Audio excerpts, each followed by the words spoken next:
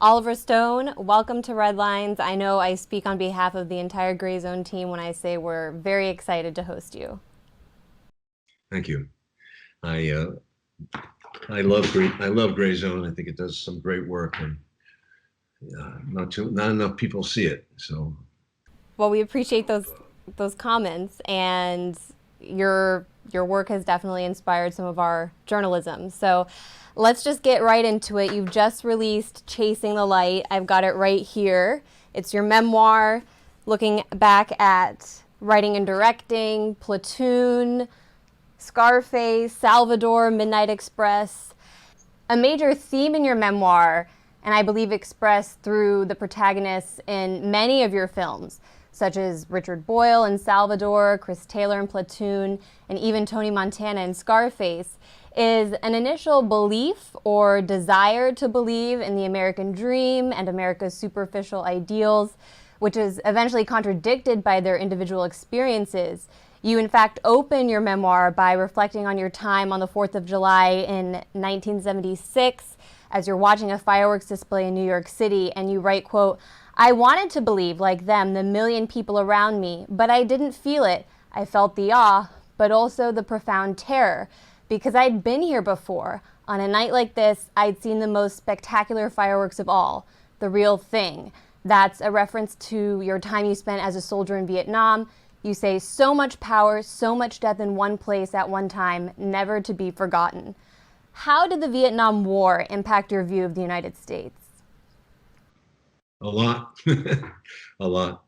I mean, I was not politically evolved. I grew up in a conservative Republican family in New York. My father was a stockbroker. My mother was a French girl he married in World War II. And brought home to the U.S.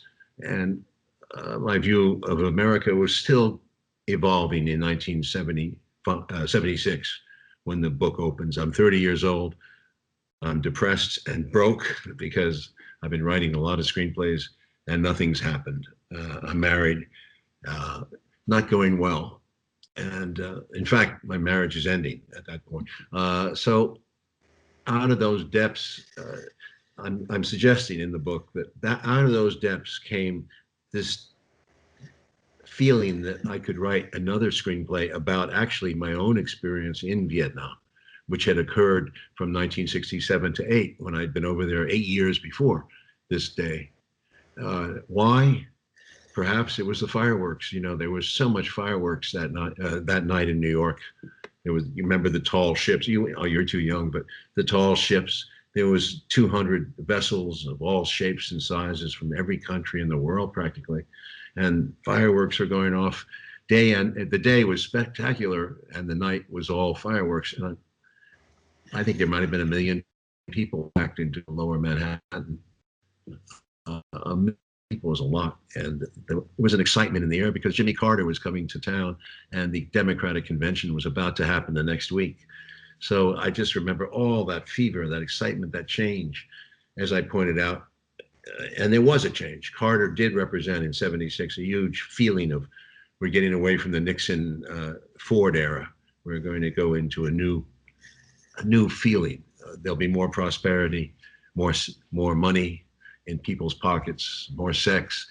Very much a feeling of being 30. On the other hand, I was going against that feeling by also feeling that my hopes were dashed. I was struggling and lost. It's a strange feeling. But anyway, out of those fireworks that night, I think may have come this memory had been buried in me about that night in Vietnam, January 1, 1968, when I'd been in an all-night battle from the set when dark came on around 9 o'clock. It went to about 6 in the morning, 5 in the morning, all night. It never stopped. It was a huge attack on us. I was in the 25th Infantry. It was called Fire Base Pace at the time, or I'm sorry, Fire Base Burt, but I call it Suicut because that's the name of the village that was nearby. Suicut. People will remember that battle forever. It's I think we were hit by I guess a regiment of North Vietnamese, and in the morning. But it's a strange battle the way I describe it. And you have to read the book to understand. we killed about 400 to 500 of them, and about 25 of us were killed and about 150 wounded. So it was quite an all-night battle. But I was, as I said, at the end of that battle, I had not seen one enemy. I had not fired my rifle. All I'd been moved from one position to another all night. Never saw an enemy. Never saw, but heard about it all. It was all going to the radio, and it was as if I was protected that night. The It truth certainly was, seems that way, yeah, and the way that you describe it in the book. yeah, that's what I'm trying to say. Nothing is what it seems. And the only thing that happened was that I got concussed. I was blown into the air and blacked out by a beehive round from our own tanks, which is typical of Vietnam because we had a lot of friendly fire casualties. And that is the basis for remembering the past and bringing up this, because Platoon grew. I wrote Platoon very quickly in that time period.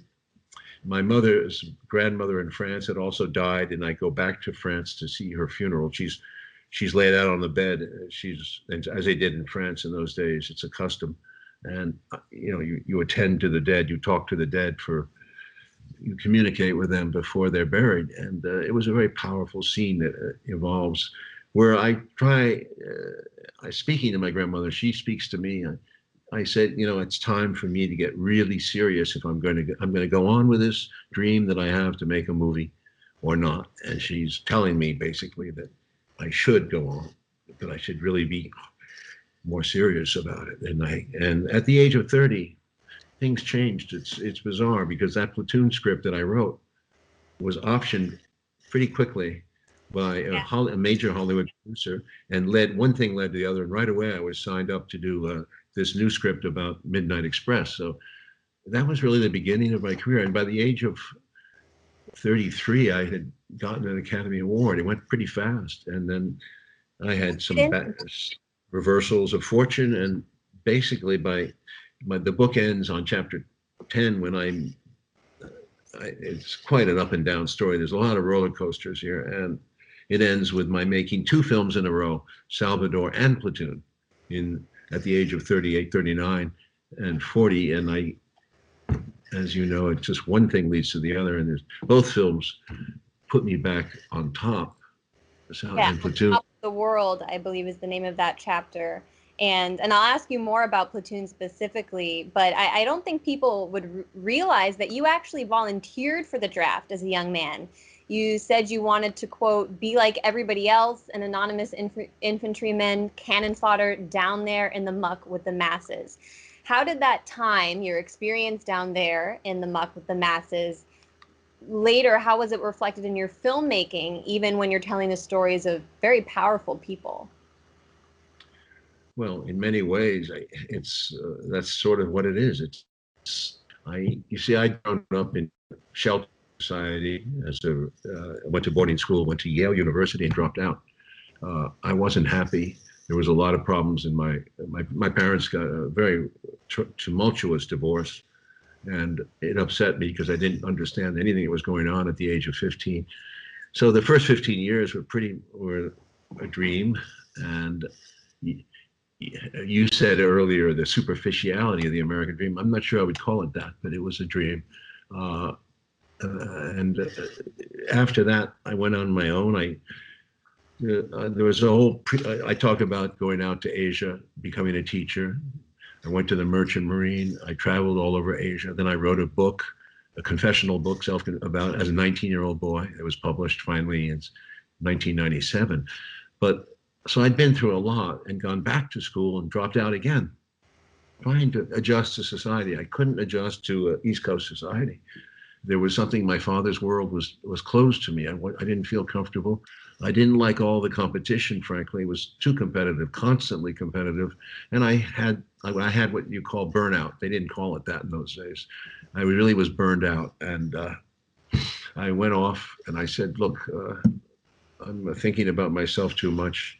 It's about time I got real, like in keeping with, what is reality? You don't know when you're 17. You don't know if you exist. You're not sure about your identity. That's why you have a lot of problems now as well as then. So I had to find myself, as they say, and I wasn't sure. So going off to the army kind of threw it away. I said, okay, it's up to God. I believed in a God at that point. And I said, I'll throw the dice. If I'm meant to come back from this war, I'll come back. If not, I accept it. And I was rather fatalistic when I went in. And I wanted Vietnam. I wanted infantry. I didn't want to fuck around and try to be an officer or anything like that. I just wanted to see what it was like at the bottom of the barrel. And out of that came, if you see my films, I think you see that a lot of underdogs are the heroes in these films. And I think that's become a theme in my life, that the people who are down under sometimes are the most heroic people, the most genuine people. And it's been a battle between underdog and overdog, so to speak, in a lot of my movies. Yeah, I think you even managed to get people to sympathize with someone like Tony Montana, who on the surface is a criminal drug dealer in Miami, but you kind of feel for him in a way. And I'll ask again more about Scarface later, but sticking to Vietnam for a moment, you write about the bond you formed with black soldiers during your time in Vietnam, saying they taught you, quote, a feeling for real love, love that exists between human beings, and that's the most important thing any soldier can keep in war, his humanity. Without it, we're beasts. I'm wondering, in what ways do you think race relations among average soldiers in Vietnam complemented or contradicted the experience of the United States at the time? You were actually in Vietnam in 1968, the year MLK and RFK were assassinated, leading to extreme political unrest. That's a key question and a good one, because uh, this was written. By the way, this was written. The book was written. This area was written before Black Lives Matter, so I wasn't trailing on this. My experience in Vietnam was the people who I'm the most comfortable with, the most friendly, were the black soldiers in my platoons, and they used to hang out in the when we went to the rear. We hang out, smoke dope, and listen to music, and talk and dance too. If you saw Platoon, there was a dance scene in it. Men dancing together. It was a more relaxed and almost feminine at times relationship, and that's very important because war is so dry and hard and deadening to the mind that I think everybody who goes over into that situation changes. And there was a lot of racism. Yes, not it was against the Vietnamese, and one of the great themes of the war was our trashing of the civilian population. Now that happened constantly because I think a lot of the soldiers were racist against. They hated the Vietnamese. Now, I didn't feel that the black soldiers hated them as much. Of course, there are different people. There's some black soldiers did, but most didn't, and many white soldiers liked them too, but many hated them. There were a lot of soldiers who were uneducated. They were from the South. They were tough people, and they kept thinking that the civilians were helping the enemy. And of course, that's an ambiguous issue because we were fighting a people that were essentially seeking peace and their freedom from overlords and oppressors. So it was a complicated war, and I get into that in Platoon when Barnes, one of the sergeants, kills the villagers, and he's brought up on a war crime for it by the other sergeant, Elias. The point of that is that we were fighting among ourselves inside each platoon. I was in 3 combat platoons, 3 different ones, different places too. So I felt this problem growing through September 67. I felt it growing into 68, and it worsened after King was killed in April, was it, of 68. It was the whole, and then Johnson, of course, quit the war, said he was not going to run again. And that was a signal that tripped off everything, that it was just a war that we were going to just try to survive in. Nobody wanted to die for this cause, or even it was who would be the last American to die in Vietnam became a kind of a constant. But the black soldiers saved me in a sense because I needed some respite from it. I needed to get away from it. And in that whole world of in the rear of music, there was love. There was a brotherhood, a bond between soldiers that would grow up, and it's a strange bond. Never thought it would happen because I had no experience with black people before in my existence in New York, except fear in the streets of New York. So you have to understand, it was a big thing for me, and I developed that theme in Platoon. I fell in love with this way of life. Came back, yeah, I was smoking dope. I was, you know, you can talk all you want. I listen to the music. I was talking like a black man. My father was furious. You know, it was a change in personality, but it was an opening up to new ways of life. Very important to me. You reference something in your book called the lie of our culture. That's what you refer to, saying it's the root of our failure. You write, quote, the hypocrisy and more corruption sickened me then and now, which is one of the reasons why I got into so much trouble later on criticizing our way of life, because we lie to ourselves and we've confused the ordinary citizen who worries that terrorists are hiding in his barbecue pit, or that Russia is subverting our democracy with insidious forms of hybrid warfare, or Chinese economics are eating our lunches with their chopsticks. And I'm wondering, how would you describe that lie, the lie of our culture, and who is responsible for telling it? I'm addressing this issue up to where the book ends, 1986, because obviously my ideas expand as I get older. But at that time, there were three. I said there were three lies that haunted me when I came out of Vietnam, and I couldn't even articulate it like I'm doing now. At that time, I just was numb and I was alienated. But three things were apparent. One, I talk about friendly fire. Friendly fire is when you're the soldiers on the same side. Americans kill themselves, kill others.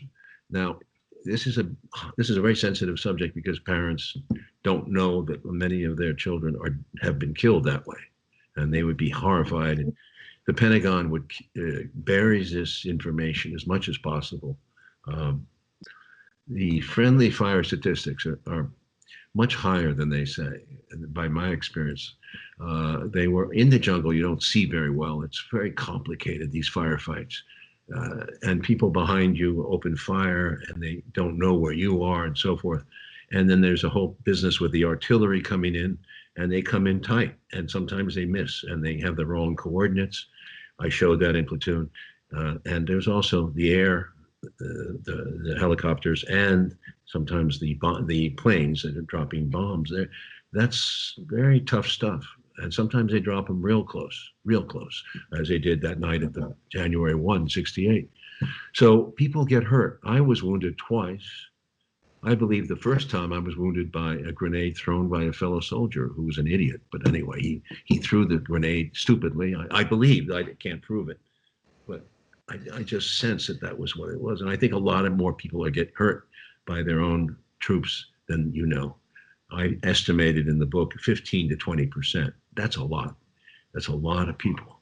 But officially, it's in the after action reports. They never write that up.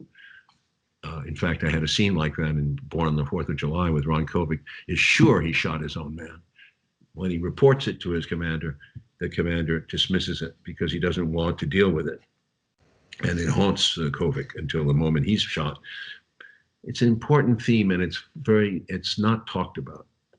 And I think it's true also in Afghanistan and Iraq, very much so. In fact, that famous football player who went over there was killed.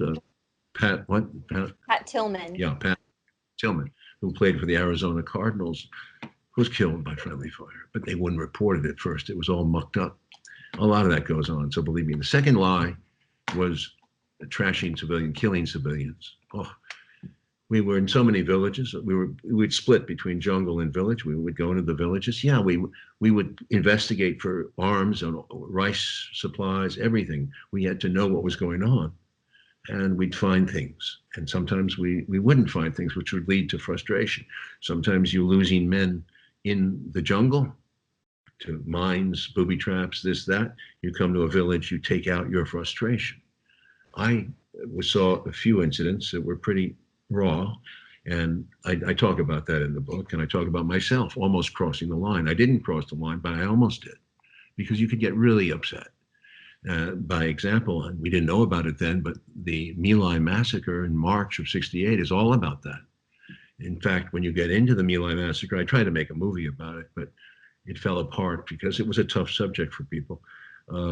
It was in My Lai, there were several platoons that went into a series of villages in that province, and they had bad information. The information came from the CIA, who had just tortured a few people, and they gave them faulty information, telling them that there would be such and such NVA, North Vietnamese regiment, in the villages that day near My Lai. And they went in thinking they were seeing the enemy. They weren't. They were not one enemy bullet was fired at the soldiers. Not one. That's what the Army investigation revealed. The Army investigated itself honestly, but then the report was, of course, smothered, and all the guy who led the report, General Pierce, he's a hero of mine. He tried to bust. He indicted 25 people all the way to the top of the division. He indicted the general of the division. In fact, it goes beyond the division. It goes to the CIA guy who was providing information to the general. It's such an ugly story that no wonder Callie's the only guy that got busted. I mean, they let everybody off the hook. But that is here you kill 500 plus civilians in cold blood in this village, and they were slaughtered in the most brutal way. When you get into the details, so that's the worst example I know, but it was going on a small scale everywhere. I believe everywhere people were knocking off Vietnamese. Jeez, because they were another race or whatever. They were, to many of us, they were gooks. They were not human beings. That happens. That's the second lie. The third lie is the biggest one of all, is that we're winning the war, which was bullshit from the beginning. We were never winning the war. We thought maybe we were winning the war, but we were doing everything wrong in our tactics, strategy, and in our reporting. I talk about Westmoreland coming out to our battle and taking the wrong conclusions from it. 3 weeks later, we had the task. I'm sorry? He was complaining about your haircuts. Yeah, well, I wasn't there, but I heard that story, that our uniforms were not together. We're not we're not bloused and all that, but we were not. We were a ragged-looking troop. We've been in the field so long. But the point was, the strategists were not thinking about what the Vietnamese were really doing. They were worried about Khe Sanh, which was a red herring. They were really, the enemy was aiming for Saigon. They were going to cut the country in at the capital, and they almost did. But the point was that we are lying about the whole war to the American people. We were inflating the body counts, inflating them enormously. And at one point in the war, they were saying, "Oh, the Viet Cong are going to NVA are going to run out of people." They never did. As many as we were killing, of course, they would count civilians as NVA, all kinds of dirty tricks. People were there at the upper classes to get promoted. Officers were in the field to get promoted. They go out when they had to. Some of them, master sergeants too. It was people knew that it was a paycheck. If you were an older, experienced soldier from World War II in Korea, you knew the score. You'd stay out of the field as much as possible, but get your combat pay. Get every extra bonus you can get. Go to the PX. PX is a gold mine. It's like Las Vegas. You can hit the jackpot. You buy stuff at the PX, you resell it. All kinds of games. I mean, we were moving cars over there. We were doing. There was tremendous amount of value we sent to Vietnam that disappeared. It went into the South Vietnamese Army pockets. It went into. Eventually, it ended up in the NVA pockets, or even our weaponry. It was an amazing racket. Huge racket. You have to imagine Las Vegas being sent to Vietnam, all that money, all those base camps, all those helicopters, 5,000 of them got shot down, plus another 2,000, I believe, Vietnamese helicopters, South Vietnamese. So we have Bell Helicopters making a fortune. Brown and Root is making a fortune building base camps. It was a racket from beginning to end. It was a lie. And to fight communism, although, as we know, it wasn't a communism that threatened our it was an independence revolution fought by the Vietnamese for centuries against the French and against the Chinese too. They just didn't want to be a colony anymore, and we could not get out of that mindset. So those three lies is what I talked about, and that haunted me after the war. But it took me a while to come around to it. But they're at the basis. I know how government's official stories lie, and you have to think about that in terms of where we are now with the Iraq wars and the Afghani war. I mean, you saw the report, I think, in December of last year. The Afghani papers came out. They were featured actually in the Washington Post. I couldn't believe that. And it goes back, it traces all the misreporting that happened from Afghanistan and the objectives and the timeline and the reality. We never faced the reality that we would never get out of there alive. It was a quagmire.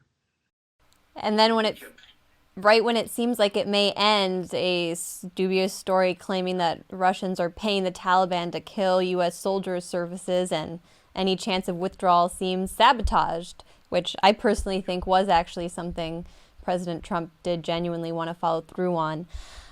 One entertaining moment in the book is when you discuss your acceptance speech for Best Screenwriting at the Golden Globes for Midnight Express. You use the moment to try and denounce the Law and Order era of Nixon and Hollywood's complicity in promoting it. It wasn't received well. You talked about being booed off stage by your colleagues in attendance. But you add, quote, Hollywood at that time was actually far less hysterical and more tolerant than what it's become. What did you mean by that? How has Hollywood changed since even that time? Well, first, there are two things in this issue. One was I was an early bird on that, maybe too early. I hated the cop shows I was seeing. I turn them on, and they would always be the same theme: bad guys, a drug dealer. Sometimes, more often, he was black or Hispanic, but they get carted off to jail. The detectives were doing their job. It was sold to us that drugs were bad, that drug war was necessary on television constantly. They made money on it, a lot of money. All these shows, repetitive shows, and I was in the room at that night with the producers, and they were getting awards for making these shows. And I just thought it was hypocritical because it's easy to blame Turkey for their harsh drug laws, but we had forced Turkey into those laws because we had tried to interdict their poppy growth. It's a whole dirty story. You can tie the poppy growth to Afghanistan, which is an amazing story, but that's not the space for it here. The drug war was corrupt from beginning to end. There was never an honesty about it.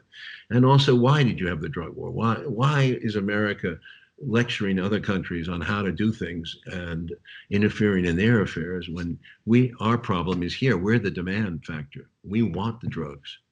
And the question comes up of legalization of drugs too. These issues were in my head back then, and I was trying to unfortunately, I hadn't written the speech and I was loaded. I was drunk. I also had snorted some cocaine that night. It was a wild time in Hollywood, the late 70s, and I couldn't get my tongue around my thoughts. So I got up on stage.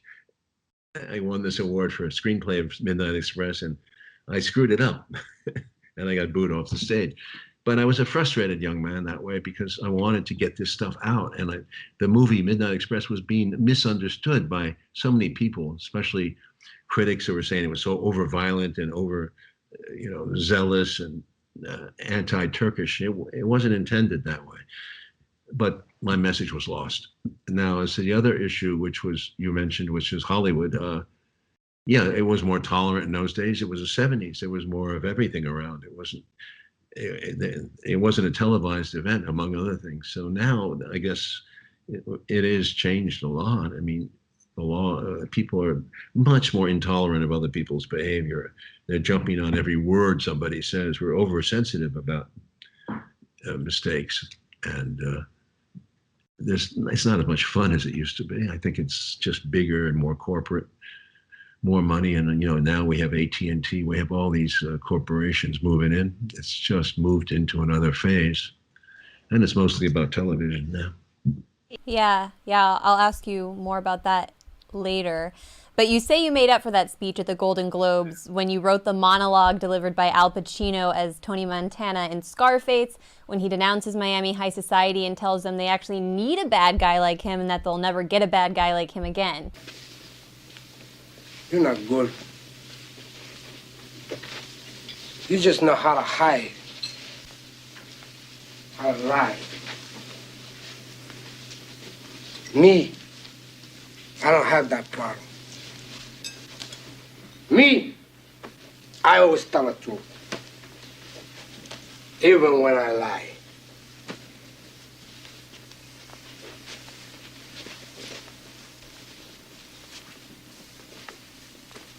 So say good night to the bad guy.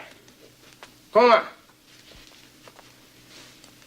The last time you're gonna see a bad guy like this again, let me tell you.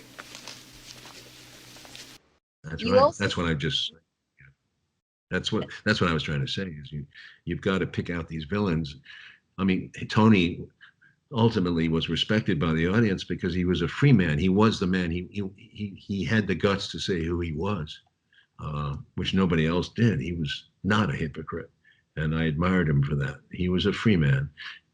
And if you watch the movie closely, the one thing he does that's positive and leads to his downfall is he refuses to kill the assassin who's about to blow up a character based on Orlando Letelier, the Chilean diplomat who was killed in Washington, D.C. in 1976. Now you feel good to kill a mother and a kiss, huh? Now you feel big. Like, you big man. Well, fuck you. What do you think I am? You think I killed 2 kids and a woman? Fuck that! I don't need that shit in my life. You die, motherfucker! He refuses to follow through on the assassination because his wife and children are present. So this is a way when you start to see more humanity in Tony Montana, especially compared with the other men he's working with. You say in the book, though, that the Cuban exile community actually succeeded in throwing your crew out of Miami during the filming of Scarface. What more can you tell us about that? Oh, it's just that I've had problems with the Cuban exiles ever since. They have really been in my soup, in anybody's soup. You cannot suggest one progressive idea in that community and they go nuts. It's true about all exiles. It's true about the Vietnamese community in Orange County. They were very tough on people like Layli Haislip, who wrote the book I did, Heaven and Earth. They don't want any of their Vietnamese saying that, you know, the Ho Chi Minh was a good guy. You have to. People who move to other countries become the worst of the accusers. The Iranians too in Los Angeles, you know, they always are. They say that country, or even Russians. They say the Russians. You understand what happens? You always love the country, America, because it's free. Gives you the new break, and then you have to blast the old Europe, you know, like Donald Rumsfeld called it, or blast the Cuba. They never stopped on Cuba. Cubans are very hot-headed. They hated Castro. I mean, they would have. I don't know. I mean, it just turned into a hate fest out of Orwell. I mean, America has lost its mind on Castro. We've had how many years has this embargo been going on? It's insane. Everybody in Europe thinks it's a joke. And thinks, even at the UN, it's like, why is America so stubborn about it? And it's a good question. And I think America's stubbornness about, we give solace, we help, we give sanctuary to terrorists. We know Cuban terrorists are on our property who go there to Cuba and kill people, kill civilians, blow up airliners. We give them sanctuary. Certainly. And that goes, by the way, it goes for Salvador, it goes for the Contadora groups, it goes for Argentinians, it goes for everybody every torturer who lives in this country. They come to this country because they stash their money here and they come here to live. There's a lot of them from all the South American countries and Central American countries. That's certainly... Salvadoran known leaders of death squads are here. In fact, we had a lot to do with the Salvadoran death squads because we trained them from I forgot the names, Medrano? Yeah, in 67, we brought the Salvadoran military to Vietnam to study our techniques, torturing Vietnamese, so they could bring them back to Salvador. And those people, a lot of those people were involved in the Salvadoran Civil War. And they killed quite a few labor leaders, reformers, tortured them. Sad story. And then that even blows back to the United States today when media, sensationalist media, or politicians complain about violence in the gang community. That's really blowback from our policy in El Salvador. We trained many of these people and it trickled down and came back here. People might not realize that out of all of your films that you write about in the book, Platoon was actually the most difficult to get finally made. It was passed up repeatedly and you were working on it forever. You write about how MGM actually didn't want the film because Henry Kissinger, as well as Reagan's Secretary of State Alexander Haig, sat on the company's board. How pervasive is that kind of political control in Hollywood even today? I can't prove that. I say very clearly in the book, this is my feeling at the time, because that movie was no risk at that price. It was, they cut the budget down. Mr. De Laurentiis was going to produce it with me and Michael Cimino, and we were for about $3 million at that point. We cut the budget way down, which is very hard to do. I mean, it should have really cost $6. Cut it to $3, and I was about to start it, and in the Philippines, we planned it all out. I had to cast it and everything. That was 1983. And all of a sudden, MGM, which was the distributor for all of Dino's films, and he was making risky films with David Lynch. The Blue Velvet film was being distributed by them. So there was this acceptance at that point of the video revolution. There was a new video. Video was getting hot, and people were making money off of it, so they would take sometimes a risk on a film like Blue Velvet, and certainly Platoon. He was no problem for Dino, but they wouldn't put up a measly $3 million to distribute the film. Now, you never can find out why they won't, they always say no. But I know that the head of the MGM studio was either saying no because he was blaming it on the board. The board doesn't want to do it. He didn't say who, but who's on the board, you know. And whether he was lying in the first place, I don't know. He could have been, like he didn't even want to take it to the board. I don't know. You never know why they say no. But I heard a lot of no's in my time. Well, it was very frustrating. You see, because in Vietnam, they were making a fortune off Sylvester Stallone stuff. He was going back to Vietnam, you remember, to save MIAs, missing prisoners. There was a few hundred of them, and he was saving them. In other words, he was refighting the war, making America look like heroes, and the Vietnamese looking like thieving scoundrels. And Chuck Norris joined that brigade and was making his version of that. So Vietnam had not been very well depicted in American films.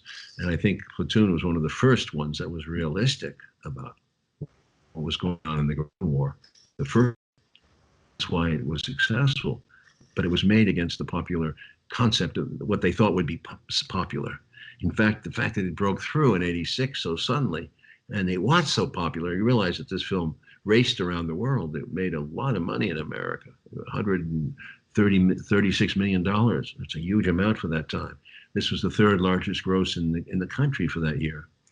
And it was a realistic film it was not geared for women. It was not geared for younger children, but yet women came in the third week. They started to come in droves. And then young kids would get in, even at 14, they'd sneak in. So the film, and not only in America, but everywhere, every country had a tremendous success with it. It was unbelievable. There was some yearning for truth. And it happened in my life once, and and it's happened a few times actually, but never on such a big scale. Mm-hmm. Mm-hmm. One of my favorite films of yours is Salvador, starring James Woods. Back in the 1980s, you were skewing USAID for its hand in promoting regime change projects and war in Central America, and were very interested in the clandestine activities of spooks in the region. How did you develop that perspective on the region, and how has it lasted for you through today?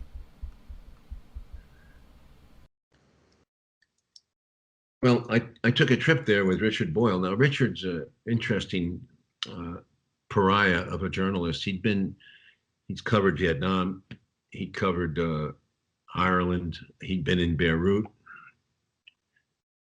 He always went for the wars. He went for the most dangerous assignments.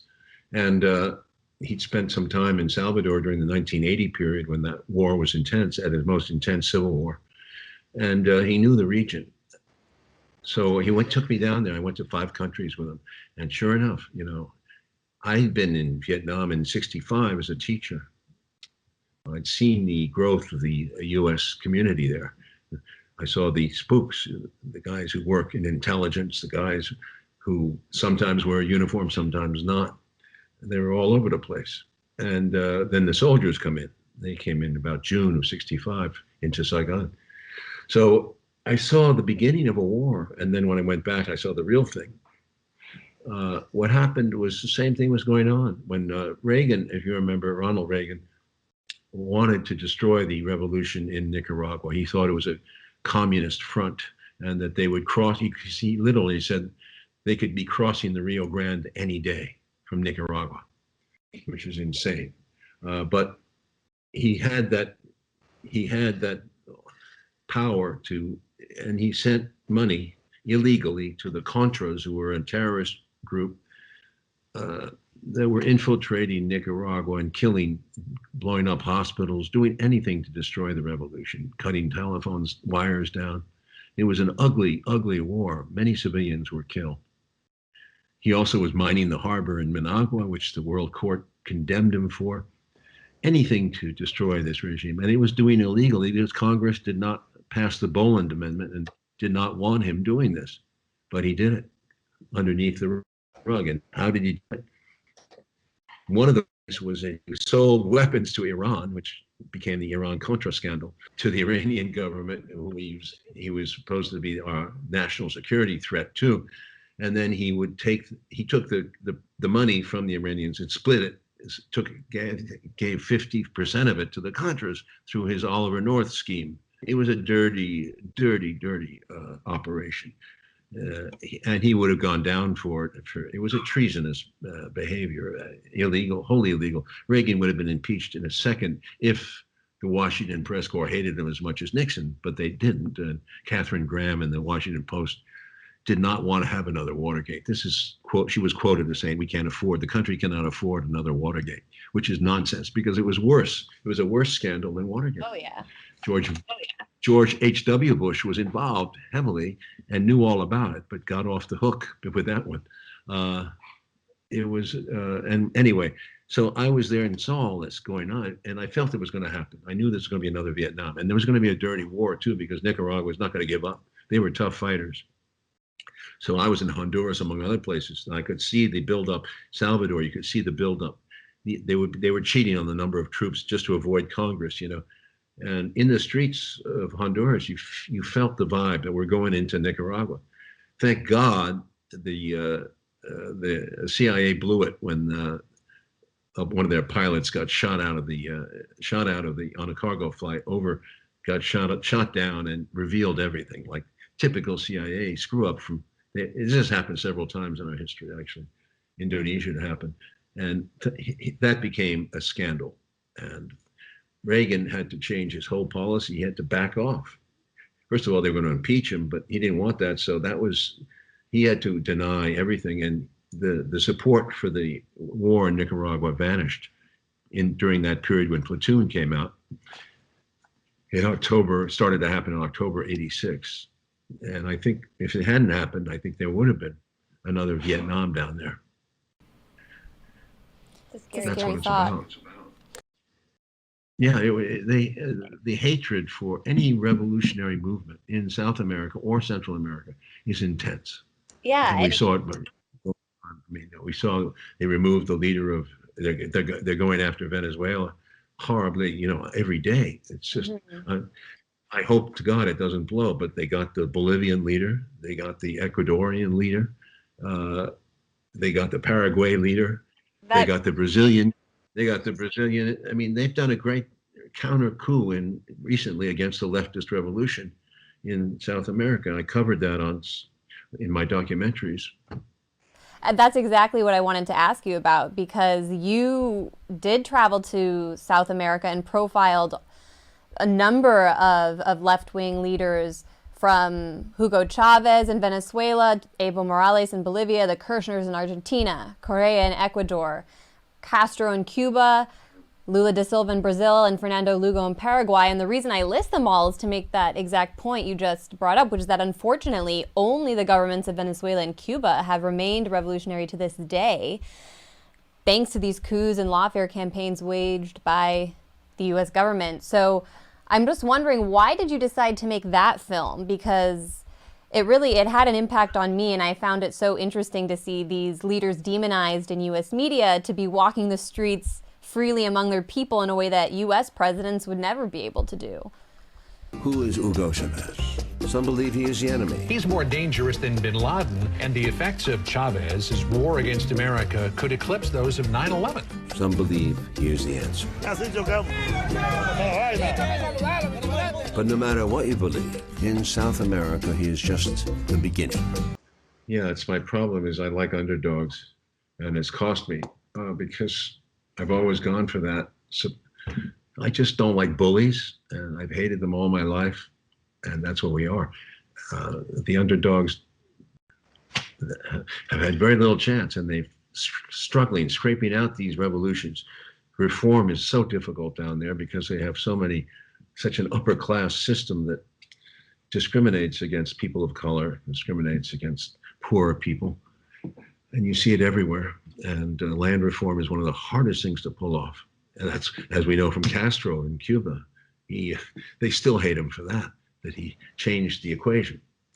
And of course Chavez too, he changed the equation enormously. He brought out of extreme poverty a huge population, and they've never forgiven him for that. So actually these films that I've done are not profitable. The United States average citizen doesn't care about South America. It's treated like an overgrown weed backyard for us. We never think about these people, but this is what we're doing in our backyard, as if we own the place. It's one of the saddest stories of my lifetime that I've seen. And my Salvador film was not that successful at first. Only because of Platoon did it get carried. It was ignored. Same thing for South of the Border, Comandante, the two major documentaries I've made. It's been hard to do those subjects. It's very hard. Yeah, but I do think you've made a difference in making the public care more about the region, so I appreciate that. I wanted to close by asking you to go ahead. I'm sorry, I just wanted to say the name of the Chavez film was South of the Border, and I had interviews with eight presidents. Yeah. Went around. It was an amazing sweep, a new social movement that was sweeping South America. Yeah, it was a beautiful film, and it was amazing. It was an amazing time to think that all of those people were in power, and it's really heartbreaking to see where some of those countries have since ended up.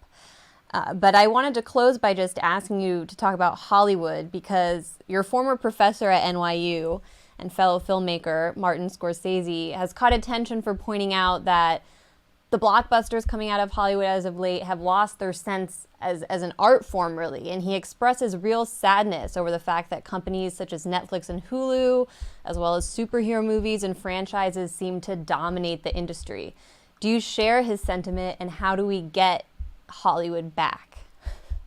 Don't ask me. I'm a pariah in the business, I suppose. I just don't understand. I agree with him. It's first of all, we have to get theaters back. Right now with the COVID, there's no theaters, so there's no even standard to go. There's no movies until there are theaters, because movies are a collective experience, and you hope for the best when you have a collective experience. Like other people join in, and you have that sense of bonding, whether it's a comedy or a drama film. You feel it, an audience. It runs through the audience's spine. That's missing. Watching a film at home on a screen even on a large screen is not the same thing unless you invite 100 people into your living room. So it's difficult. When they do come back to theaters, if they do, which I think they will, it'll still be the same problem. It'll be blockbusters because the kids go, and they want to see fantasy and big action. But the human dramas, which are often smaller in scale, are going to be more and more difficult to get through the system. And it's a tough problem, and it's an art form that's kind of disappearing, as all art forms do in some way or another. They get repurposed, and there was a run on classical art, and there's a new kind of filmmaking that will replace the old films. But I still love the old films. I mean, we have created in 100 years in the world, we've created a new, enormous treasure of cinema.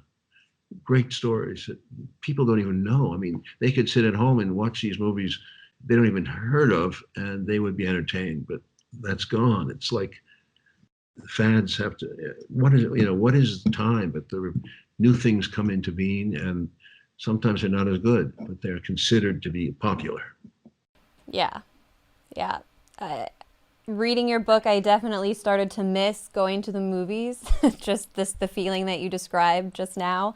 And also considering what you've just said, which is that films were very different, I think, when you were making the ones that you've written about in this book. And now we just don't get the same level of quality, I feel, and the obsession with like made for TV, Netflix, that kind of thing. I think we are losing an appreciation for these films. So I would hope that viewers get your book, read it, and then also spend some time going back and watching old films. It's a great way to spend quarantine. It's definitely what I've been trying to do while stuck at home.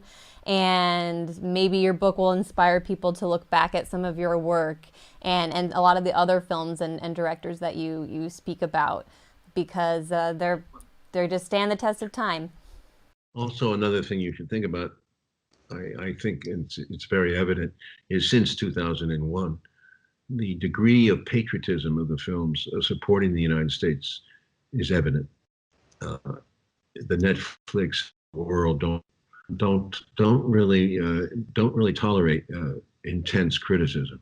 You have to check this out, and very few films are honestly critical of call it the military or the foreign policy structure of this country, as my films were.